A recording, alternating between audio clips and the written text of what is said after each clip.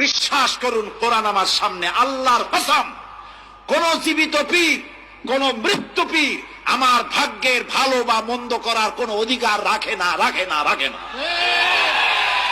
কোন পীর ফু দিয়ে আমার ভাগ্যকে ভালো বানাই দিতে পারবে না, পারবে না, এবং আমার একটা চুলও বাঁকাও করতে পারবে না। যা চাবার আল্লাহর কাছে চাইতে হবে। ওয়াইজা সাআলতা ফাসআলিল্লাহ ওয়াইজা ইসতাআনতা ফাসতাইন বিল্লাহ। যা কিছু চাওয়ার আল্লাহর কাছে চাও, যা কিছু বলার আল্লাহকে বলো।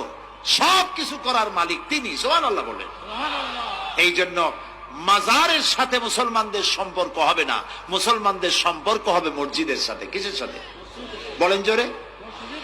আপনি কোন অসুবিধায় পড়েছেন, মাজলুম হয়েছেন, অত্যাচারিত হয়েছেন, চাকরির সমস্যা হয়েছে, ঘরে খাবার নাই, অসুখ বিসুখ হয়েছে, নানান ধরনের সমস্যায় পড়েছেন, কোন মাজার নয়, কোন পীর নয়, মসজিদের ভিতরে চলে যান, উযু করে মসজিদে ঢুকে 2 রাকাত কাজায়ে হাজাতের নামাজ পড়েন। রাসূলুল্লাহর উপরে যখনই বিপদ হতো তিনি নামাজে দাঁড়ায় যেতেন। সুবহানাল্লাহ বলো। আপনি কেন যাবেন একটা কবরের কাছে? আপনার সাহায্য কামনার জন্য কোন পীর নয়, আপনার সাহায্যের জন্য কোন কবর নয়, সাহায্য পাওয়ার জন্য কে? আল্লাহ চান আপনার ঈমানটা খালেস হোক। আল্লাহ তাআলা এটা বরদাস্ত করতে পারেন না যে মানুষ কারো কাছে গিয়া আরেকজনের কাছে গিয়ে নথি স্বীকার করুক। আল্লাহ সহ্য করেন। ইন্না শিরকা লাযুলমুন আযীম। শিরক হচ্ছে মস্ত বড় জুলম, অত্যাচার। আল্লাহ সব থেকে অপছন্দ করেন কোন গুনাহ বলেন? শিরক। আল্লাহ সহ্যই করেন না। কেন করেন না? একটা যুক্তিতে আসে। যারা বিবাহ করেছেন তাদের স্ত্রী যদি স্বামীর সাথে যে ধরনের হাসি খুশি প্রেমের আদান প্রদান করে, স্বামী ছাড়া যদি আরেকজন পুরুষের সাথে এরকমের ভাব বিনিময় করে, ফোনে কথা বলে, প্রেম করে, খুব সুন্দর করে ভালোবাসা দিয়ে যদি চিঠি লেখে অন্য পুরুষের কাছে, অথবা প্রেম নিবেদন করে, তাহলে স্বামীদের অবস্থা কেমন হবে বলেন? এইটার জবাব দিতে যদি দেরি হয় তো খুবই কুলক্ষণ। হ্যাঁ, ভয়ানক হবে, ভয়ানক হয়ে যাবে। নিজের চরিত্র যতই যা হোক, বউর চরিত্র ভালো চাই। আচ্ছা বলেন তো, স্ত্রী আপনার সঙ্গে যেভাবে প্রেমের হাসি হাসে, প্রেম নিবেদন করে, ওই রকম আরেকটা পুরুষের কাছে সাথে করলে আপনার সহ্য হয় না কেন? আপনি স্ত্রীর উপরে আপনার অধিকারটা কতখানি, কি জন্যে? আপনার স্ত্রীর যে হাসি, যে মিষ্টি হাসি, যা আপনার প্রাণ কেড়ে নেয়, ওই হাসিতে আপনার কোন অবদান আছে বলেন? তার যে টানা টানা চোখ, সুন্দর ভ্রু, মাথায় অনেক লম্বা চুল, শরীরটা সুন্দর, যৌবন, রূপ, এর ভেতরে আপনার কোন অবদান আছে? হ্যাঁ আছে, একটু তো আছেই। আপনি যে মুখ দিয়ে বউটা হাসে, সেই ঠোঁটে একটু লিপস্টিক লাগাইছেন। যে চোখের জন্য আপনি পাগল, সেই চোখে একটু কাজল লাগাইছেন। শরীরটাকে পেঁচাবার জন্য সুন্দর একটা শাড়ি কিনে দিছেন।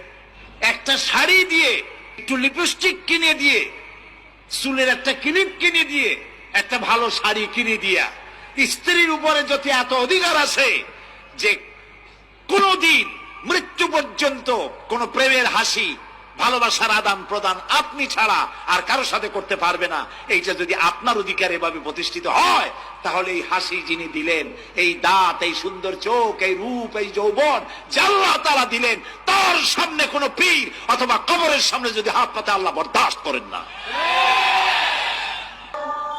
রাসূল সাল্লাল্লাহু আলাইহি ওয়াসাল্লাম যে রোগে মারা গেছেন, শেষ অসুখ, সেই সময়ে তিনি বললেন, পৃথিবীর মানুষ সাবধান থেকো, লানাল্লাহু ইয়াহুদা ওয়ান নাসারা ইত্তাখাযু কুবুর আনবিহিম মাসাজিদা।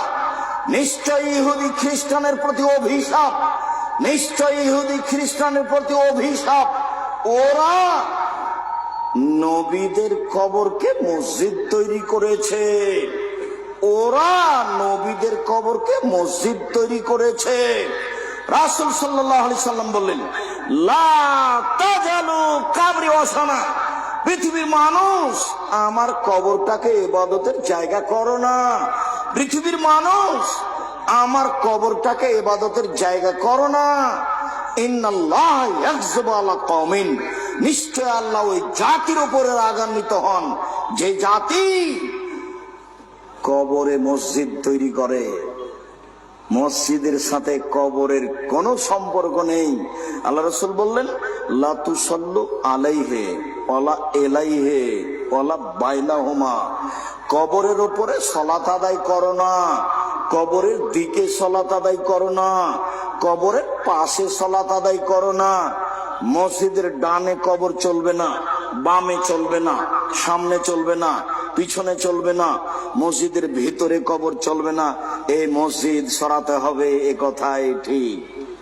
যারা এগুলো করে তারা শিরক করে। কবরস্থানে যাওয়া শিরক, কবরের কাছে কিছু চাওয়া শিরক, কবরকে মূল্যায়ন করা শিরক, পীরের কাছে কিছু চাওয়া শিরক, কবরে মানত মানা শিরক। এগুলো হচ্ছে বড় বড় শিরক।